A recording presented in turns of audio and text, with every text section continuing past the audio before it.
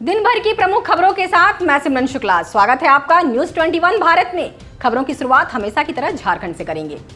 कांग्रेस के पूर्वोत्तर राज्यों के नवनियुक्त प्रभारी बने डॉक्टर अजय कुमार झारखंड पहुंचते ही भारतीय जनता पार्टी पर कई गंभीर आरोप लगाते हैं। साथ ही साथ डॉक्टर अजय ने जातीय जनगणना को जरूरत बताते हुए केंद्र सरकार पर हमला बोला और कहा कि देश को बेचने के लिए अंग्रेजी के नए नए शब्दों का प्रयोग हो रहा है। स्टेडियम गया, रेलवे स्टेशन गया, एयरपोर्ट गया, हाईवे गया। मुझे तो लग रहा है कि केंद्र मोदी सरकार किसी दिन संसद भवन को भी बेचने के लिए नीलामी की घोषणा ना कर दे और इसके लिए भी अंग्रेजी के एक नए शब्द का प्रयोग होगा। आपने देखा होगा, पता नहीं, क्योंकि वो बोलते कि वो चाय बेचते थे रेलवे लाइन पे, वो तो अलग कहानी है उसकी। बोले कि रेलवे की संपत्ति तो कोई बेच नहीं सकता है। अब सरकार कह रही है कि हम 400 स्टेशन बेचेंगे, 90 रेलवे ट्रेन बेच डालेंगे, रेलवे कॉरिडोर को बेच देंगे और यहां तक संतुष्ट नहीं है, अब स्टेडियम भी बेच देंगे।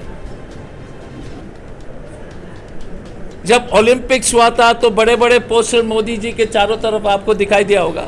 तो जिस स्टेडियम में नीरज चोपड़ा की ट्रेनिंग हुई थी, जिस स्टेडियम में हमारे बच्चियां हॉकी खेलकर जो है इतनी सुंदर प्रदर्शन किया गया था, आपने देखा, वो सब स्टेडियम भी बेच रहा है सरकार। तो गरीब का पैसा तो, क्योंकि स्टेडियम तो फ्री है, तो आप टिकट लेके जाइए या वहां पर कोई आईपीएल होगा। स्टेडियम गया, रेलवे स्टेशन गया, एयरपोर्ट गया, हाईवे गया, मतलब टोल टैक्स। तो ये है मोदी सरकार।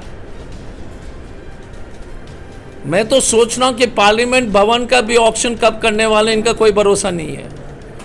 और उसको भी जो है नया शब्द अंग्रेजी में गूगल में खोजना पड़ेगा कि इसका नया शब्द उसके लिए भी इस्तेमाल होगा। तो ये मोनेटाइजेशन का जो खेल है, ये सरकार कह रही है कि 4 साल के लिए। कल के प्रेस कॉन्फ्रेंस में जो सचिव हैं, कल के प्रेस, देखिए सरकार के झूठ की कोई सीमा नहीं है। उसी प्रेस कॉन्फ्रेंस में वहां के सचिव बोलते हैं, वेयर हाउसिंग सचिव, कि हम 25-30 साल के लिए देंगे निजी क्षेत्रों को अपने गोदाम, जहां पर धान रखा जाता है फूड कॉर्पोरेशन वगैरह द्वारा, गेहूं, धान। और निर्मला सीतारामन जी और अमिताभ कांत बोलते हैं 4 साल। तो भारत को बेचने का काम शुरू हो गया। हम दो, हमारे दो, मोदी जी बम बम, और देश जो है, देश को धीरे धीरे धरातल पर ले जाना। लोकसभा चुनाव में नक्सली समर से सहायता लेने के मामले में आरोपी पूर्व सांसद डॉक्टर अजय कुमार को अदालत से बड़ी राहत मिली है। एमपी एमएलए कोर्ट के विशेष न्यायाधीश दिनेश कुमार की अदालत ने साक्ष्य के अभाव में उन्हें बरी कर दिया है। पूर्व सांसद अजय कुमार ने अदालत में अपने आप को बेगुनाह बताया था। इस मामले में वीडियो कॉन्फ्रेंसिंग के माध्यम से सुनवाई हुई। डॉक्टर अजय कुमार के पक्ष में अधिवक्ता सुधीर कुमार, पप्पू विमल कुमार, बबीता और विक्रम सिंह ने अदालत में अपना पक्ष रखा। इससे पहले लोकसभा चुनाव में नक्सली समर से सहायता लेने के मामले के आरोपी पूर्व सांसद डॉक्टर अजय कुमार के मामले में मंगलवार को एमपी एमएलए कोर्ट के विशेष न्यायाधीश दिनेश कुमार की अदालत ने सुनवाई पूरी कर फैसला सुरक्षित रख लिया था। माननीय श्री दिनेश कुमार के न्यायालय में डॉक्टर अजय कुमार जी की पेशी थी, उसमें आज उनको फैसला सुनाया गया कि वो साक्ष्य के अभाव में बरी किए जाते हैं।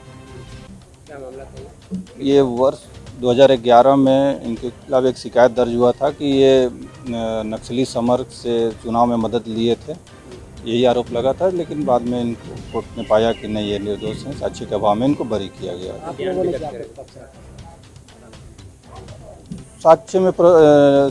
साक्ष्य नहीं पहुंच पाया न्यायालय में, इनके खिलाफ किसी तरह का साक्ष्य नहीं पहुंचा, जिसके कारण कोर्ट ने इन्हें बरी कर दिया। अपनी 15 सूत्री मांग को लेकर झारखंड प्रदेश विद्यालय रसोइया संयोजिका अध्यक्ष संघ ने आज प्रदेश के सभी जिलों से रांची पहुंचे और अपनी मांगों को मीडिया के समक्ष रखा। उन्होंने कहा कि एक न्यूनतम वेतन पर अभी भी रसोइया संयोजिकाओं को रखा गया है, जो वर्तमान में महंगाई को देखते हुए बहुत कम है। हम मांग करते हैं कि केरल के आधार पर हम लोगों को मानदेय दिया जाए। इतना ही नहीं, रसोइया संयोजिकाओं ने कहा कि हेमंत सरकार चुनाव पूर्व किए गए वादों से मुकर रही है, यह हमारी उम्मीदों पर खरा नहीं उतरती। अगर हमारी मांगों को नहीं माना गया तो हम फिर एक बार सरकार बदल देंगे।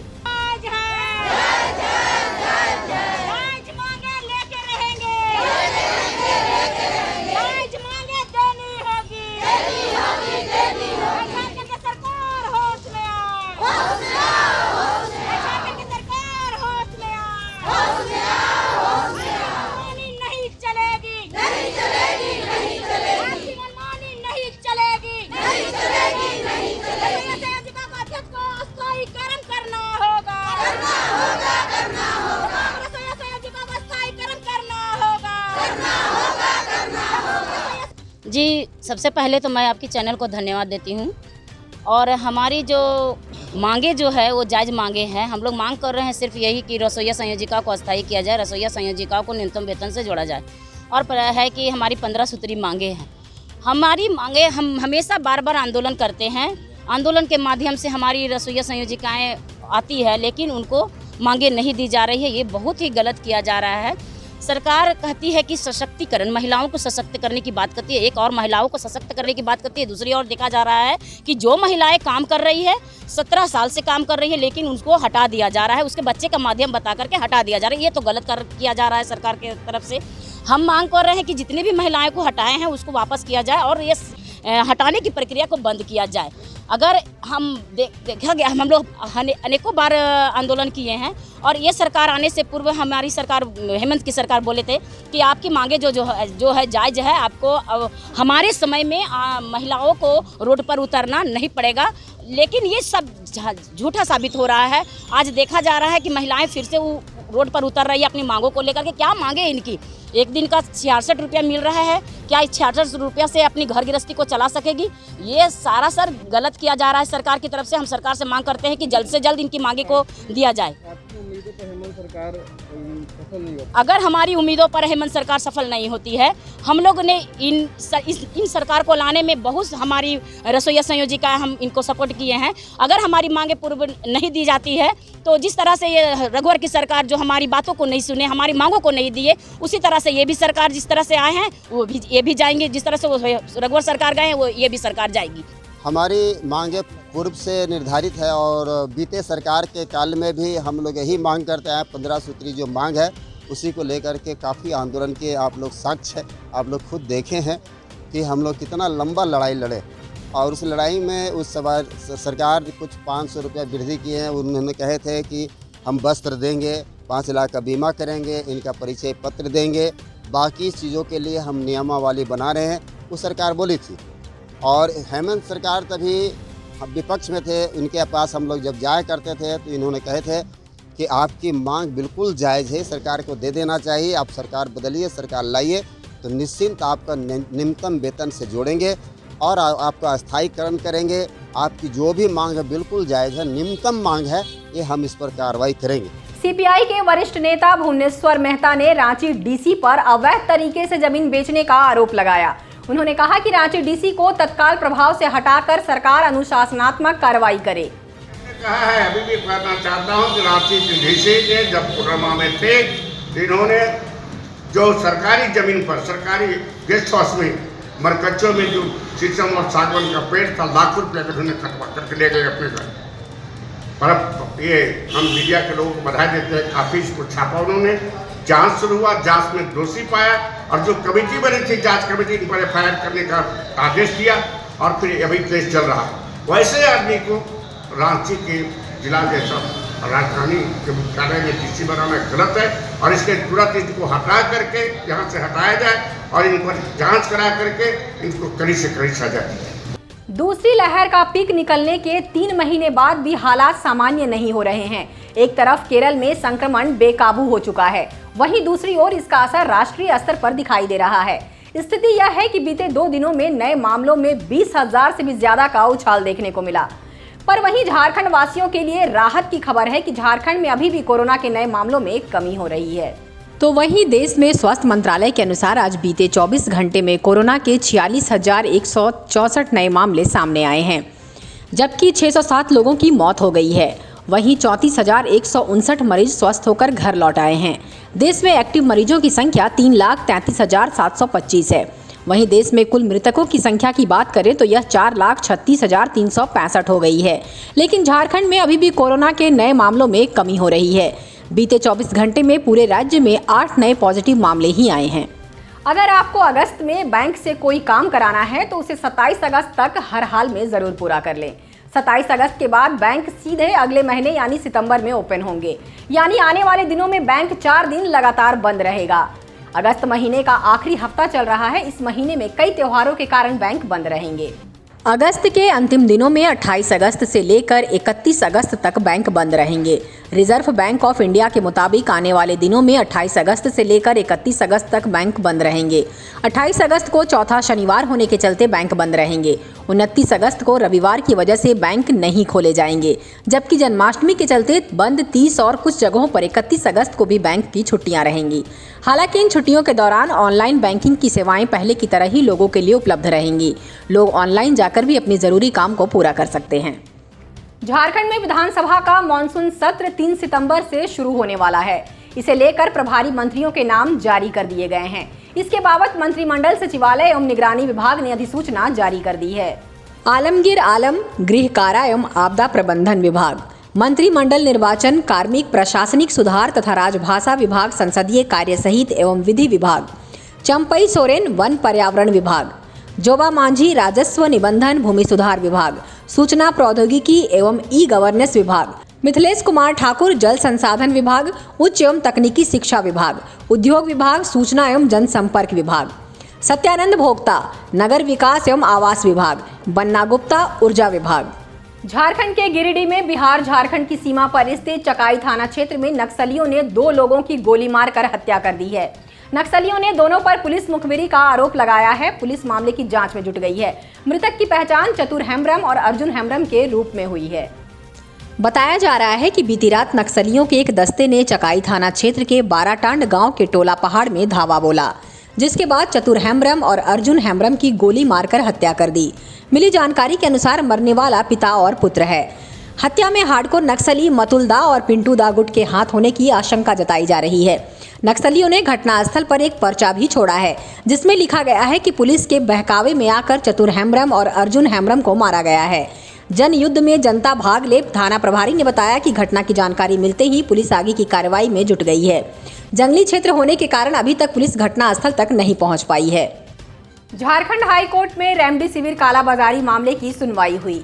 सुनवाई के दौरान अदालत शुरुआत की जांच रिपोर्ट से संतुष्ट नहीं हुई। वहीं अधिवक्ता धीरज कुमार ने कहा कि मामले में सुनवाई के दौरान अदालत ने जांच कर रही एसआईटी टीम के प्रमुख वरीय आईपीएस अधिकारी अनिल पाल्टा को चलती सुनवाई के दौरान वीसी के जरिए उपस्थित होने का निर्देश दिया, जिसके बाद अनिल पाल्टा ने वीडियो कॉन्फ्रेंसिंग के माध्यम से ही अदालत को पूरी जानकारी दी। अनिल पाल्टा द्वारा दी गई विस्तृत जानकारी से हाईकोर्ट संतुष्ट दिखा और जल्द से जल्द जांच पूरी करने का निर्देश दिया। कोरोना काल में जीवनदायक रेमडेसिविर की कालाबाजारी के मामले पर आज झारखंड उच्च न्यायालय में माननीय मुख्य न्यायमूर्ति डॉक्टर रवि रंजन एवं न्यायमूर्ति सुजीत नारायण प्रसाद की खंडपीठ में सुनवाई हुई। माननीय खंडपीठ ने रेमडेसिविर कालाबाजारी की जांच कर रहे एसआईटी प्रमुख अनिल पाल्टा को तुरंत वीडियो कॉन्फ्रेंसिंग के माध्यम से जुड़ने का निर्देश दिया। अनिल पाल्टा ने वीडियो कॉन्फ्रेंसिंग के माध्यम से उपस्थित होकर माननीय खंडपीठ को अवगत कराया कि जांच काफ़ी आगे बढ़ गई है और इसमें काफ़ी सूत्र जो हैं वो जोड़ लिए गए हैं, जिससे माननीय खंडपीठ संतुष्ट दिखा और इस मामले की अगली सुनवाई 2 सप्ताह के बाद करने का निर्देश दिया है। इस बीच जितनी भी जांच के रिपोर्ट हैं उन्हें खंडपीठ के समक्ष प्रस्तुत करने का निर्देश दिया है। राजधानी रांची में रिम्स मामले की सुनवाई के दौरान झारखंड हाईकोर्ट ने मौखिक टिप्पणी करते हुए कहा कि रिम्स अपने बल पर चलेगा, कोई आउटसोर्सिंग नहीं होगी। दरअसल जन औषधि केंद्र खोलने के मामले में झारखंड हाईकोर्ट में सुनवाई हुई। वहीं अधिवक्ता धीरज कुमार ने कहा कि सुनवाई के दौरान रिम्स की ओर से वर्तमान में जन औषधि केंद्र चालू किए जाने की सूचना अदालत को दी गई। वहीं दवाई दोस्त की ओर से हस्तक्षेप याचिका दायर कर कहा गया कि कोर्ट के आदेश के आलोक में उन्हें रिम्स परिसर से हटा दिया गया है, जिस पर रिम्स की ओर से कहा गया कि दवाई दोस्त को रिम्स परिसर में जगह 1 साल के लिए दी गई थी, लेकिन उनकी ओर से अवधि विस्तार के लिए कोई आवेदन नहीं दिया गया है। रिम्स परिसर में जन औषधि केंद्र खोले जाने एवं दवाई दोस्त को हटाए जाने को लेकर झारखंड उच्च न्यायालय में माननीय मुख्य न्यायमूर्ति डॉक्टर रवि रंजन एवं न्यायमूर्ति सुजीत नारायण प्रसाद की खंडपीठ में सुनवाई हुई। माननीय खंडपीठ ने रिम्स से कहा है कि रिम्स अपने बल पर चलेगा और उसे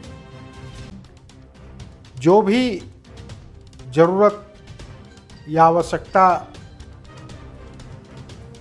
स्थान और अन्य इंफ्रास्ट्रक्चर की है उसे रिम्स मुहैया कराए, जिससे कि आम लोगों को सुविधा दिया जा सके। चलते चलते आपको मौसम का हाल भी बताते चले। पूरे झारखंड में राजधानी समेत आज कई स्थानों पर बारिश होने की संभावना है। हवा के रुख में बदलाव और बंगाल की खाड़ी से आ रही हवाओं के कारण मानसून की सक्रियता बढ़ सकती है। इससे पूरे राज्य के आसमान पर बादल छाए रहेंगे और हल्के से मध्यम दर्जे की बारिश हो सकती है। हालांकि इससे संथाल परगना के क्षेत्रों में उमस की गर्मी से कुछ राहत मिल सकती है। राज्य के अन्य हिस्सों में अधिकतम तापमान में ज्यादा फेरबदल होने की गुंजाइश कम है। मौसम वैज्ञानिक ने बताया कि मानसून की सक्रियता बनी रहेगी। इससे राज्य के कई हिस्से में हल्के से मध्यम दर्जे की बारिश होने के आसार हैं, लेकिन इसके बाद मौसम में बदलाव के संकेत हैं। तो आज के लिए बस इतना ही। बने रहिए हमारे साथ और देखते रहिए News 21 भारत।